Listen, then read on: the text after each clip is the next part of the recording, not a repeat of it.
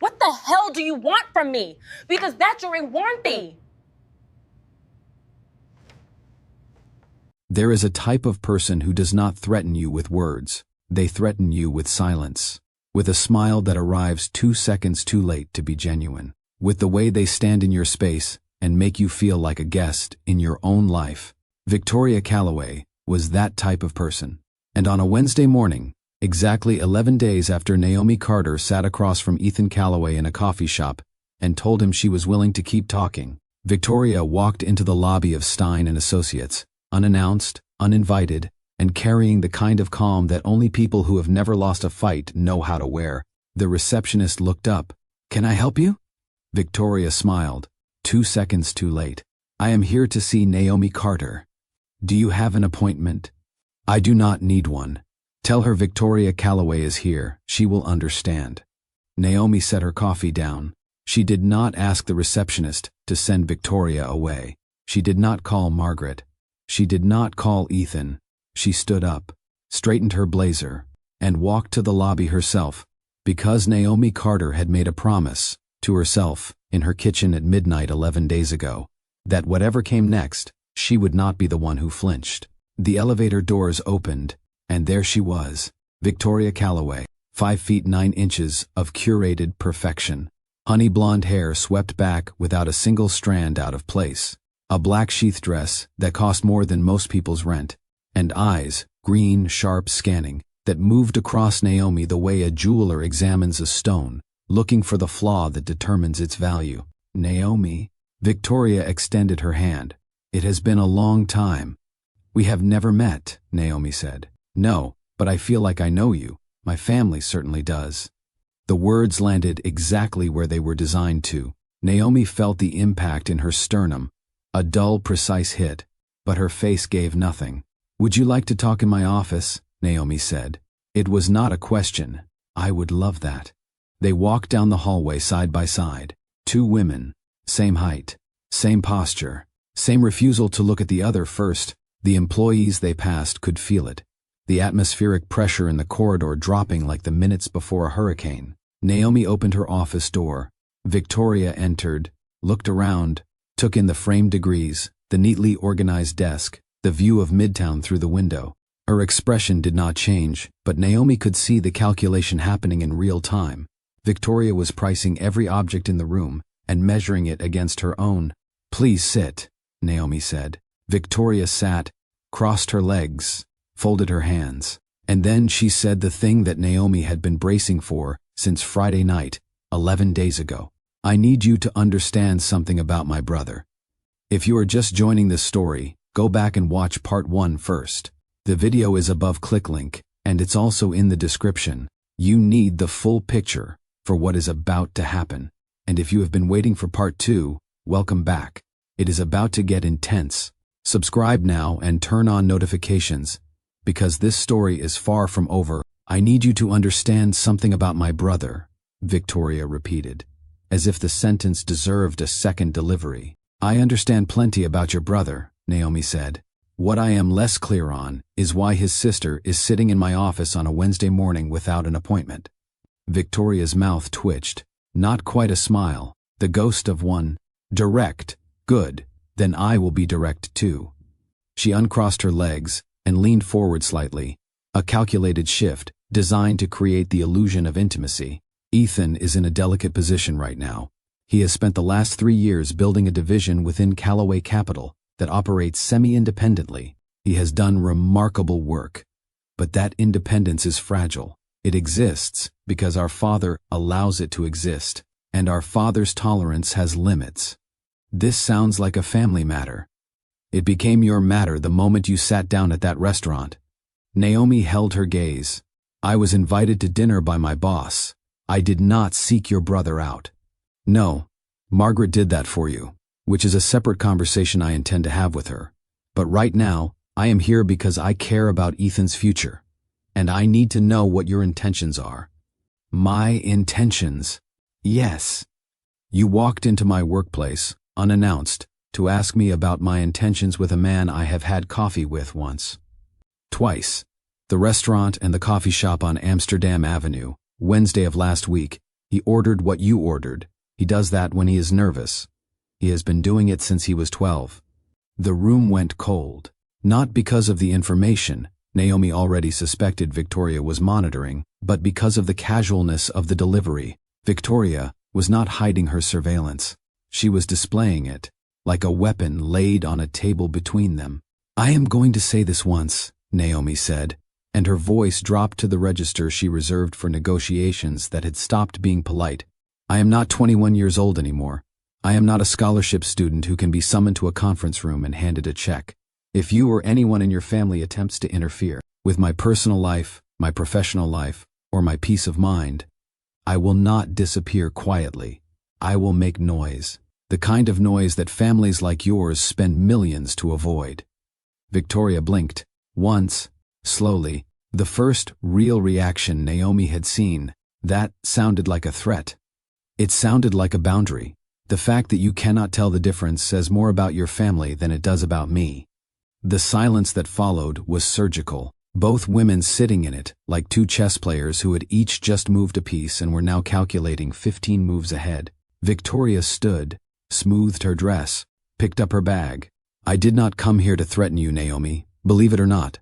I came because I have watched my brother lose himself once over you, and I do not intend to watch it happen again." "Then maybe you should talk to your brother, instead of ambushing the woman he is interested in." "I have talked to him. He is not listening. He never listens when it comes to you. That is precisely the problem." Victoria walked to the door, paused with her hand on the handle. "One more thing. The Stein & Associates contract with Calloway Capital comes up for renewal in 6 weeks. Our legal team reviews all vendor relationships as a matter of course. I am sure everything is in perfect order." She looked back over her shoulder, but it would be a shame if anything complicated that review. She left.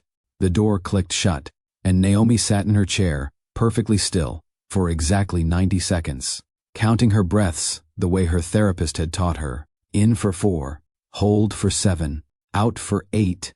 Victoria had not just threatened her personally, she had threatened the firm, Margaret's firm. The contract with Calloway Capital was worth $1.2 million annually. Losing it would not destroy Stein & Associates, but it would wound it, badly, and everyone would know why. This was not the blunt instrument Richard had used 8 years ago, a check and a man in a gray suit. This was a scalpel, precise, professional, deniable, and it was aimed at the thing Naomi valued most after her own self-respect. The career she had built from nothing. Naomi told Margaret everything. Every word, every pause, every calculated syllable Victoria had delivered with the precision of a woman who had been trained from birth to end conversations on her terms. Margaret listened without interrupting.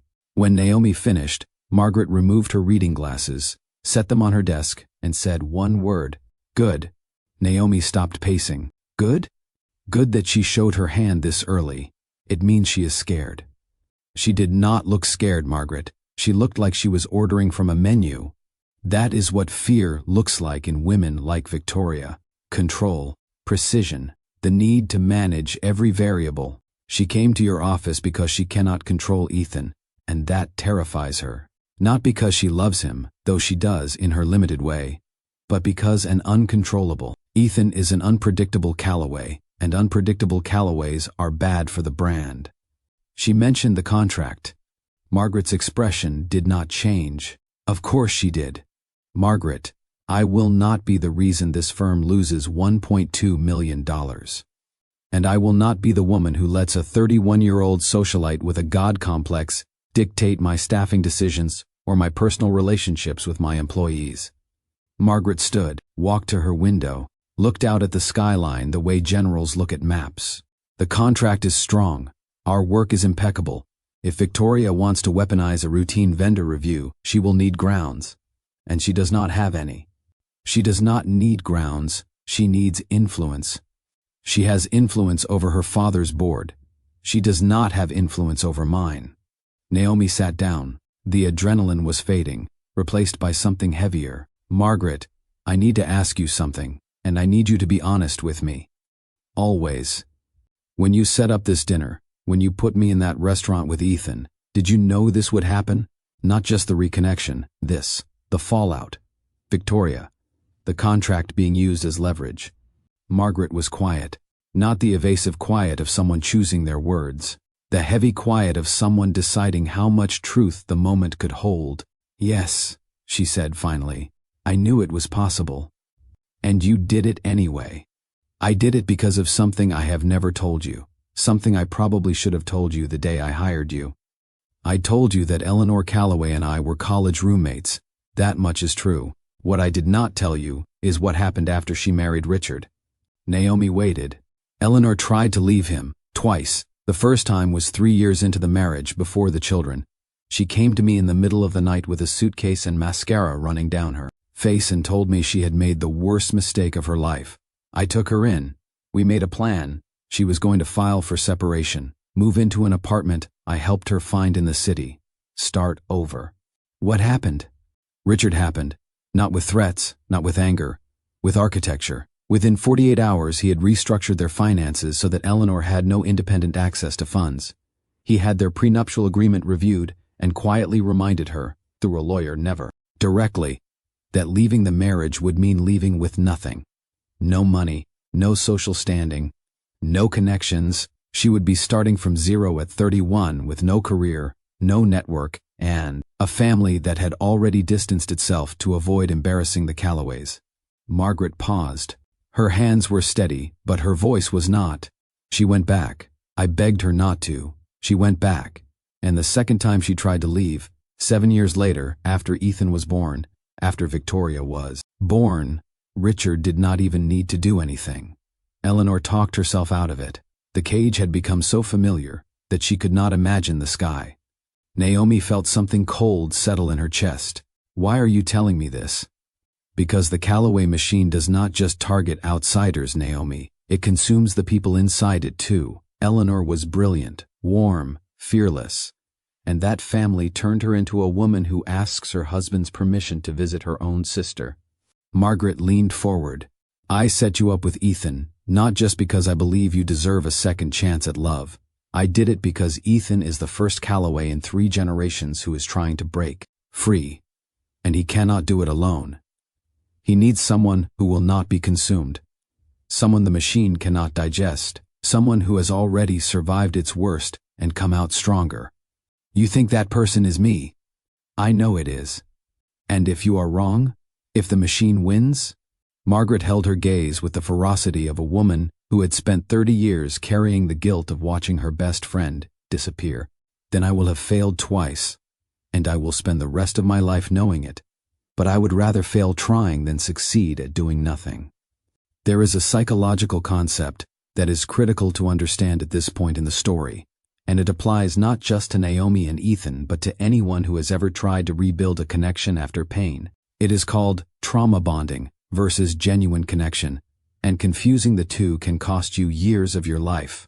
Trauma bonding is a pattern where two people become attached not through mutual respect and safety, but through cycles of intensity, highs and lows, crises and rescues, pain followed by relief. The bond feels powerful because it activates the same neurological pathways as addiction. The dopamine hits come not from consistent love, but from the unpredictability of it. You mistake the chaos for passion. You mistake the relief after a fight for intimacy. You mistake the fear of losing someone for the desire to keep them. Genuine connection is different. It is quieter. It builds through consistency, not crisis. Through honesty, not intensity. Through the willingness to be boring together. To sit in a room with no drama and still feel chosen. Genuine connection does not need an enemy to bring two people together. It does not need a villain or a crisis or a family empire trying to tear them apart. It exists because both people have done the internal work to show up as whole individuals, not because external pressure has fused them together. The question Naomi has to answer, and it is the hardest question anyone in her position can face, is whether what she feels for Ethan is genuine connection or trauma bonding. Is she drawn to him because of who he is, or because of what they survived? Is the pull she feels love? Or is it the Zygarnik effect dressed up in a charcoal blazer?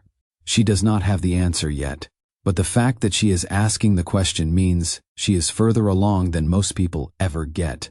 If that distinction between trauma bonding and genuine connection just made something click for you, if you are reevaluating a relationship in your own life right now, save this video, send it to someone who needs it, and keep watching, because what Ethan does next will force this question into the open. Ethan Calloway had spent 3 years learning to separate his identity from his family name. 3 years of therapy, restructuring, and the slow, painful work of becoming a man who made decisions based on his own values rather than his father's expectations. In one morning, Victoria had undone all of it. Not because of what she had done. He had expected something like this. Victoria was predictable in her protectiveness, and the contract threat was classic Calloway maneuvering. What undid him was the realization that while he had spent 3 years building his independence inside the family structure, he had never actually tested it against the family itself. Independence that has never been challenged is just theory, and theory does not protect the people you care about. He called Victoria first. She answered on the second ring.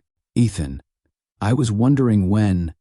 My office, 1 hour, do not be late. He hung up before she could respond. It was the first time in his life he had ended a phone call with his sister without saying goodbye. It felt like ripping a bandage off a wound he had been pretending was healed. Victoria arrived in 53 minutes. She walked into his office, the way she walked into every room, as if she had already decided how the conversation would end. Before you start, she said, sitting down, I want you to know that everything I did was, you went to her workplace. I went to have a conversation. You threatened her firm's contract with our family's company. I mentioned a routine vendor review. That is hardly a threat. Victoria, his voice was quiet, controlled, but underneath it was something she had never heard from him before. The low, steady vibration of a man who was done negotiating. You will listen to me now, not as your brother, as a partner in this firm, and as a board member who has the authority to request a formal review of any family member's external communications that reference Calloway Capital business relationships. Victoria's composure flickered, just a fraction, but he saw it.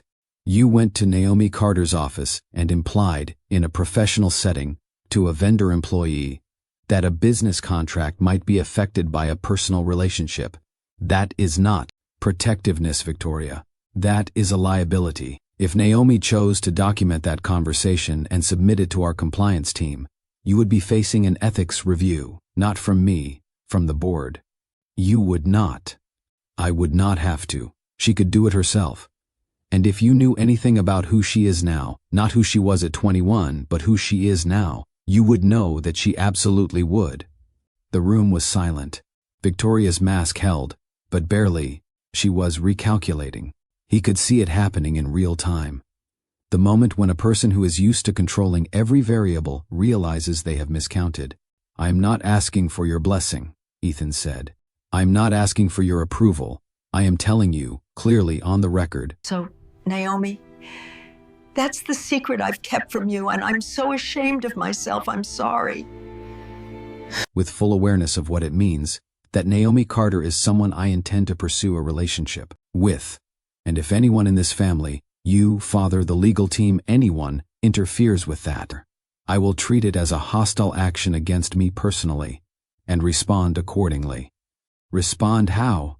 By making it very public, very documented, and very expensive. Victoria stared at him, and for the first time in their adult lives, she saw something in her brother that she had never seen before. She saw Richard, not the cruelty, not the manipulation, but the steel, the absolute, immovable certainty of a man who has decided what he wants and is prepared to pay any price to get it. She stood, picked up her bag. You are making a mistake, Ethan. Maybe, but it is my mistake to make. She walked to the door, and then she said something that surprised them both. She is impressive, you know. You're Naomi. I did not expect that. She left before he could respond. Victoria called Richard that evening. She told him everything. The dinner, the coffee shop, the office visit, Ethan's ultimatum. Richard listened. He did not interrupt. When she finished, he was quiet for a long time. What do you want me to do? Victoria asked. Nothing. Nothing? Ethan is a grown man making a choice. Let him make it. This is the same woman from Colombia. The same situation. It is not the same situation. He is not 22. She is not a student. And I am not the same man I was 8 years ago. Victoria was quiet. She had not expected this. Father, I handled the situation badly 8 years ago. I know that. Your brother knows that. And I suspect Miss Carter knows it better than anyone. He paused. I will not make the same mistake twice. Not because I have suddenly become a romantic, but because I have watched what my interference cost this family. Your brother has not trusted me in 3 years. Your mother has not looked me in the eye in longer than that. And there is a woman in Brooklyn who raised her daughter to return a $50,000 check because she had more dignity in her refusal than I had in my entire offer. So you're just going to let this happen? I'm going to let Ethan be Ethan. If this woman is who he says she is, the family will survive it. And if she is not, he will learn that on his own. And if she damages the brand? Victoria, the brand is not a living thing. It does not have feelings. It does not need your protection. Your brother does. The call ended. Victoria sat in her apartment, staring at her phone, and for the first time in years she had no strategy, no next move, no countermeasure. Her father had just surrendered a battle she had not realized he had already stopped fighting. After the storm of Victoria's visit and the fallout that followed, something shifted between Naomi and Ethan, not dramatically, not with declarations or grand gestures, but in the small, quiet recalibration that happens when two people stop performing and start simply being. Ethan told her what he had said to Victoria, all of it, word for word. He did not edit himself. He did not soften it. Naomi listened, and when he finished, she said something he did not expect. I need you to be honest with me about something. Anything. Are you fighting for me, or are you fighting against them? The question landed like a stone in still water, because it was the question, the one that separated trauma bonding from genuine connection, the one that determined whether this was a love story or just a rebellion dressed up as one. Ethan was quiet for a long time. Both, he said finally, and I need to figure out how to separate them, because you deserve someone who is choosing you, not someone who is using you as proof that he has outgrown his family. It was the most honest thing he had ever said to her, and it scared them both, because honesty without resolution is terrifying. It opens a door and shows you everything that could go wrong before anything goes right. I appreciate that, Naomi said. More than you know. So where does that leave us? It leaves us at the beginning, the real beginning, not the restaurant, not the coffee shop, this, right here. Two people who are choosing to spend a Saturday in a bookstore without a crisis forcing them into the same room. He smiled. Is this a date? This is whatever we decide it is. They spent 4 hours in that bookstore. They argued about novels. She loved Toni Morrison, he loved Dostoevsky. They both loved James Baldwin and spent 30 minutes debating which of his essays was the most important. They sat on the floor in the poetry section and read passages to each other, badly, laughing at their own dramatic deliveries. She found a first edition of a book she had been looking for since graduate school and gasped so loudly that the owner came around the corner to check on them. Ethan bought it for her before she could reach for her wallet. Do not, she said. Too late. I do not need you to buy things for me. I know. That is precisely why I wanted to. She looked at him, and for the first time, not at the restaurant, not at the coffee shop, but here, in a cramped aisle between shelves of used books with dust in the air and nowhere to be, she saw him clearly, not as the boy from Colombia, not as the Calloway heir, not as the man at the center of a family crisis, just Ethan. Reading glasses she did not know he needed now perched on his nose, a coffee stain on the cuff of his shirt. Smiling at her like the rest of the world had been temporarily muted, she took the book, held it to her chest. Thank you, she said quietly. You are welcome. They left the bookstore as the sun was setting. He walked her to the subway. They stood at the top of the stairs and the city roared around them, taxis and conversations and the distant wail of a siren. And in the middle of all that noise, Ethan reached out and took her hand, not dramatically, not urgently, just gently. His fingers finding hers the way they had once found each other under a library table 10 years ago, when touching was a secret, and love was something they could only afford in stolen moments. Naomi looked down at their hands, then up at his face. "I am not ready to trust this yet," she said. "I know, but I do not want to let go." "Then do not." She held his hand for exactly 11 seconds. She counted, then she released it, turned, and walked down the subway steps without looking back. But she was smiling, and she did not stop smiling until she was 3 stops past her station and had to double back, which made her laugh out loud on an empty platform at 7:30 on a Saturday evening, and a man selling churros looked at her like she had lost her mind. Maybe she had, maybe that was the point. The email arrived at 6:14 on Monday morning, sent from Calloway Capital's legal department, not from Victoria directly, of course, because Victoria never left fingerprints on anything, requesting a comprehensive review of all contracts, deliverables, and communications between Stein and Associates and Calloway Capital over the preceding 24 months. The language was polite, professional, routine, and utterly devastating if you knew how to read between the lines. A vendor review of this scope would require hundreds of hours of document preparation. It would tie up Naomi's team for weeks. It would put every email, every invoice, every internal memo under a microscope held by lawyers who were paid by the hour to find problems, and who understood that their client wanted problems to be found. It was not an attack. It was an audit, and audits had the unique advantage of being perfectly legal, completely defensible, and capable of destroying a business relationship without anyone ever having to say the word retaliation. Naomi read the email 3 times, then she forwarded it to Margaret with a single line. "She did it." Margaret responded in 4 minutes. "My office. Bring coffee. It is going to be a long day." They spent the morning mapping the landscape. Margaret brought in her legal counsel, a sharp woman named Patricia who had spent 20 years in corporate litigation and who looked at the vendor review request the way a mechanic looks at an engine, already identifying which parts were standard and which were designed to create friction. "The review itself is legitimate," Patricia said. "Any company can audit a vendor relationship. The question is whether the scope is proportionate. Requesting 24 months of communications for a contract this size is aggressive, not illegal, but aggressive enough that if we can demonstrate it was triggered by a personal conflict rather than a genuine compliance concern, we have a basis for a tortious interference claim." "Can we demonstrate that?" Naomi asked. "If you are willing to document Victoria's visit to your office and her comments about the contract." "I documented it the same day, time-stamped notes.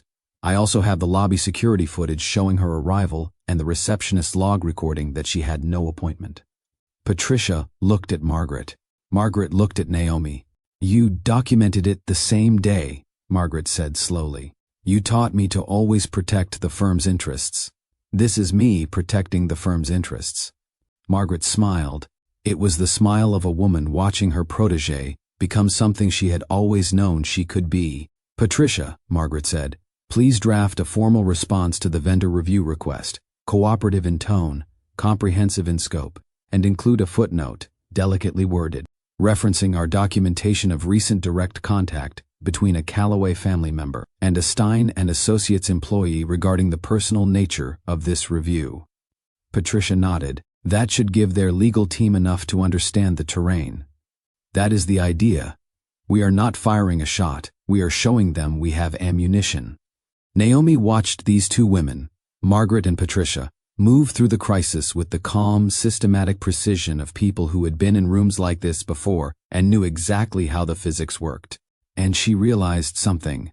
For the first time in her life, she was not fighting alone. Not because she could not, but because she had allowed herself to be surrounded by people who fought alongside her. That was the thing Diane Carter's lesson, "Nobody is coming to save you," had never included. Nobody was coming to save her, yes, but that did not mean she had to refuse the people who showed up to stand beside her. She called him that night, not to ask for help, not to report on the vendor review, but because she needed to hear his voice, and she had finally stopped pretending that needing someone was the same as being weak. "Victoria initiated the review," she said. "I know. I saw the request come through legal this morning. I have already flagged it with the board's independent counsel. You did what? I requested that an independent counsel review the scope and justification of the vendor audit to ensure it meets the firm's standard compliance thresholds.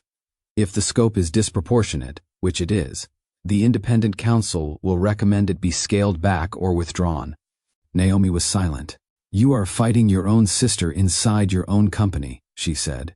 I am applying the governance structures that exist for exactly this kind of situation. Victoria used a corporate mechanism for a personal agenda. The system has checks for that. I am activating them. Your family is going to fracture over this. My family fractured a long time ago, Naomi. We just kept setting the table as if everyone was still sitting in their assigned seats. She exhaled, something between a laugh and a sigh. Ethan, yes. Why does this feel like we are back at Columbia, you and me, against the architecture? Because the architecture never changed. We did. She closed her eyes. Let the silence hold. I asked you a question at the bookstore, she said, whether you were fighting for me or against them. I remember. I need you to answer it again. Right now, after today. He was quiet. She could hear him breathing. Could picture him, wherever he was, sitting in that particular stillness he carried when he was trying to be precise about something that mattered. I am fighting for you, he said.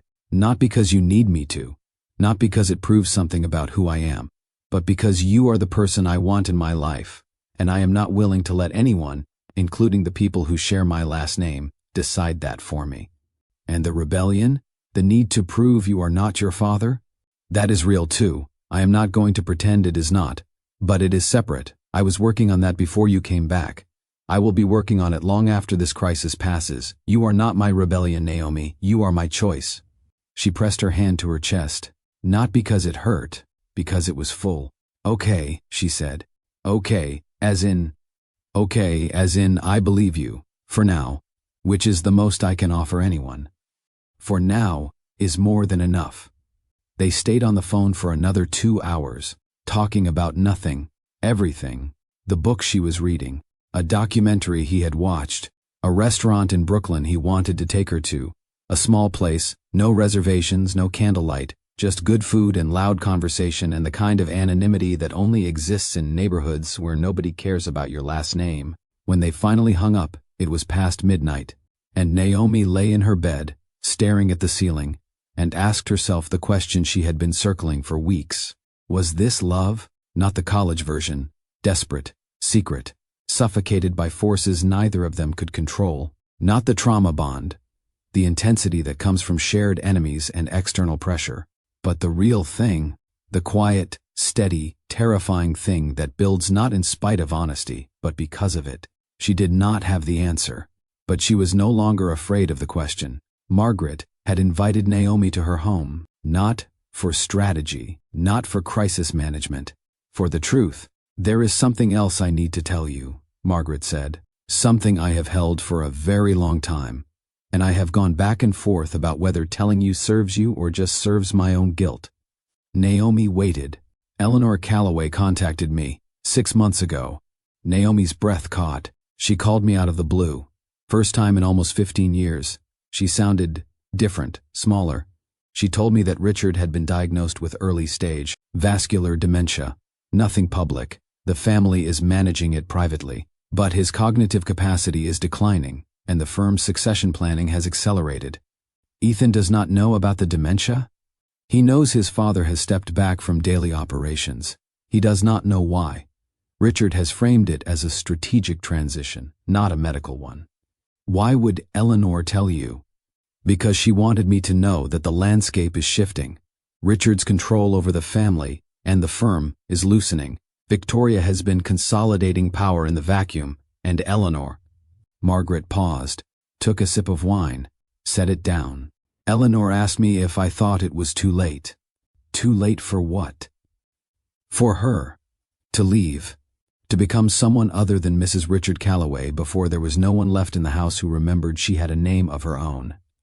The weight of it settled over the room like snow. She is thinking about leaving him, Naomi said. She is thinking about it. For the third time in 35 years. And this time, She has something she did not have before. What? A son who might actually support her. Naomi understood then, fully, completely, with the kind of clarity that only comes when all the pieces of a story finally snap into place, what Margaret had been building. Not just a reunion between two former lovers, not just a second chance at romance. Margaret had been building an escape route. For Eleanor, for Ethan, and for Naomi, not into the Calloway family, but through it. A path that led to the other side of the machine, where the people trapped inside could finally step out. You are not just playing matchmaker, Naomi whispered. No. You are trying to break the whole thing open. Margaret met her eyes. I am trying to give the people I love a chance to be free. That includes you. That includes Ethan. And if God is merciful, that includes Eleanor. And if it all falls apart, then at least we tried, which is more than I did 30 years ago. The dominoes were falling, not all at once, but in the slow, inevitable way they do when a structure built on control starts to lose its grip. Victoria received notification of the independent counsel review on Wednesday. By Thursday, she had retained her own attorney, separate from the family's legal team, which told everyone watching that she was no longer operating as a Calloway representative, but as a Calloway in conflict. Richard had a bad day on Thursday, the kind that comes and goes with vascular dementia. A word lost mid-sentence, a meeting he attended but could not recall afterward. A moment in his study where he picked up the phone to call someone and could not remember who. Eleanor found him standing at the window at 4 in the afternoon. What's the problem, my love? I hope you are fine. Staring at the garden, and when she asked if he was all right, he said, I was looking for someone. I think she left. Eleanor did not ask who, and Ethan, caught between a sister who was circling, a father who was fading, a mother who was awakening, and a woman who was teaching him that love was not supposed to require a battle plan, did the only thing he could think of. He sent Naomi a text. Dinner Friday. That Brooklyn place. No agenda. Just us. She responded in 3 minutes. Just us. The restaurant was called Mama Joy's. It had been on Fulton Street since before Naomi was born. The tables were too small. The music was too loud. The jerk chicken was transcendent. And the owner, a Jamaican woman in her 70s named, predictably, Joy, greeted Naomi by name and looked at Ethan with the evaluative intensity of a woman who had been sizing up men for 5 decades and was not easily impressed. This the one? Joy asked, jerking her chin toward Ethan. He is a friend, Naomi said. Joy looked him up and down. You eat goat? I have never tried it, Ethan said. You trying it tonight. She disappeared into the kitchen. Naomi laughed, a real, full, unguarded laugh that Ethan had never heard before. At Columbia, her laughs had been quiet, controlled. This one filled the room. She is going to bring you enough food for 4 people, Naomi said. I am prepared. No, you are not. She was right. Joy returned with a platter that could have fed a family reunion. Ethan ate everything.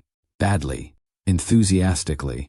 Jerk sauce on his shirt, rice grains on the table. A piece of plantain that he tried to eat with a fork before Naomi took it from him and showed him how to eat it properly. With your hands, she said. You eat plantain with your hands. I went to Exeter. We used forks for everything. That explains a lot about you. They laughed, and ate, and talked about her mother, Diane, who was alive and thriving, and had recently started a small home care consulting business that she ran from the same kitchen table where she had once cried over an acceptance letter. About his mother, Eleanor, who Ethan described with the careful tenderness of a son who loved someone he could not save. About the things they wanted that had nothing to do with the crisis swirling around them. She wanted to write a book someday, about financial literacy for first-generation college students. He wanted to teach, not full-time, but guest lectures, mentoring, something that connected him to people who were still at the beginning. You would be good at that, she said. You think so? You were the only person at Columbia who could make constitutional theory interesting. And you did it by sitting down at a stranger's library table and saying the most ridiculous opening line in academic history. He grinned. It worked. It was terrible. It worked. She shook her head, but she was smiling.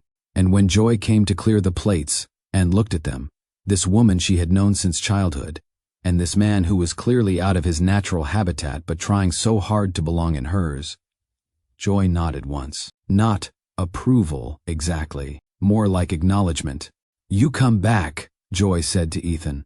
"I teach you to eat with your hands." "Yes, ma'am." "Do not call me ma'am. Call me Joy." "Yes, Joy." "Better, Naomi. He has manners. That counts for something." After dinner, they walked to Naomi's old block. She showed him the building. The laundromat was gone, replaced by a coffee shop that sold $7 oat milk lattes, which Naomi found both amusing and offensive. She pointed to the window of the apartment she had grown up in, second floor, third, from the left. "That is where I studied every night," she said, "with the dryers shaking the floor." Ethan looked up at the window, quiet, respectful, not with pity. She would have hated pity, but with the recognition of someone who understood that the distance between that window and where she stood now was not measured in miles but in sacrifices he was only beginning to comprehend. "Your mother is extraordinary," he said. "She is. I would like to meet her. Someday, when you are ready." Naomi looked at him. This man standing on a Brooklyn sidewalk in a neighborhood that was nothing like Greenwich, looking up at a window that was nothing like the 12-bedroom estate he grew up in, asking permission to meet the woman who had raised her daughter to return a $50,000 check and mean it. "Someday," she said. "Not yet." "Not yet" is fine. They stood there a moment longer, and then Naomi did something she had not planned, something that bypassed every defense she had built, every calculation she had run, every promise she had made to herself about taking things slowly and protecting her heart and not letting anyone pass the wall until she was certain the wall could survive it. She kissed him, not urgently, not desperately, not the way they had kissed at Columbia, stolen and rushed and full of the fear that someone might see, but slowly, deliberately, in the middle of a Brooklyn sidewalk, under a streetlight, with the sound of a bodega radio playing something she would not remember, and the smell of rain on warm concrete, and the absolute, unshakable knowledge that this was a choice she was making with her whole self. When she pulled back, his eyes were closed. He opened them slowly. "I was not expecting that," he said. "Neither was I." "Does this mean—" "It means I kissed you. Do not overthink it."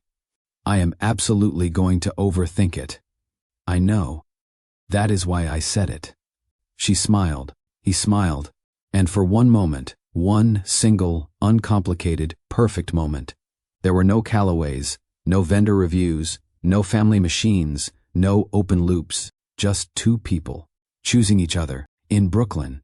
And so the second chapter of Naomi Carter and Ethan Calloway's story ends not with a resolution, but with a gathering of truths too long buried, a gathering of people too long silent, a gathering of forces, some pulling toward freedom and some pulling toward control, that are about to collide in a way that none of them can predict and none of them can stop. Victoria has hired an attorney. The vendor review is in motion, but the independent counsel Ethan activated is closing in, and the documentation Naomi prepared is a weapon Victoria did not expect to face. Richard Calloway is fading. The patriarch, whose iron will shaped a family and nearly destroyed the people inside it, is losing the one thing he valued above all else, his mind, and the wife he controlled for 35 years is standing in a doorway, watching it happen, and wondering if the cage is finally unlocked. Margaret Stein has played her hand.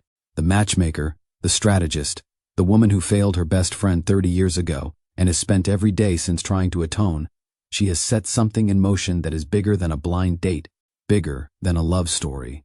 She has opened a door that leads to the dismantling of a dynasty, and Naomi Carter, who grew up above a laundromat in Bed-Stuy, who earned everything she has with her own two hands, who once walked away from the man she loved because the math did not add up, is no longer walking away. She is standing still, she is standing tall, and she is daring the world to try to move her. But the world is about to try, because there is one thing none of them know yet.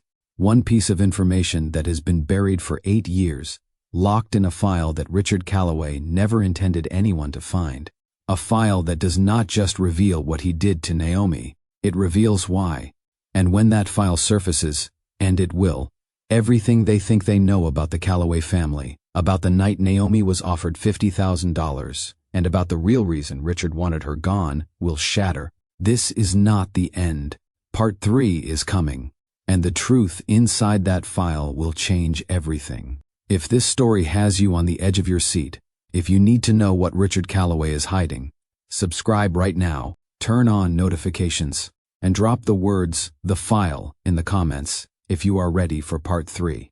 Share this video with someone who is in the middle of their own battle, someone who needs to be reminded that choosing yourself is not selfish. It is survival, and sometimes it is the beginning of something extraordinary. Until next time,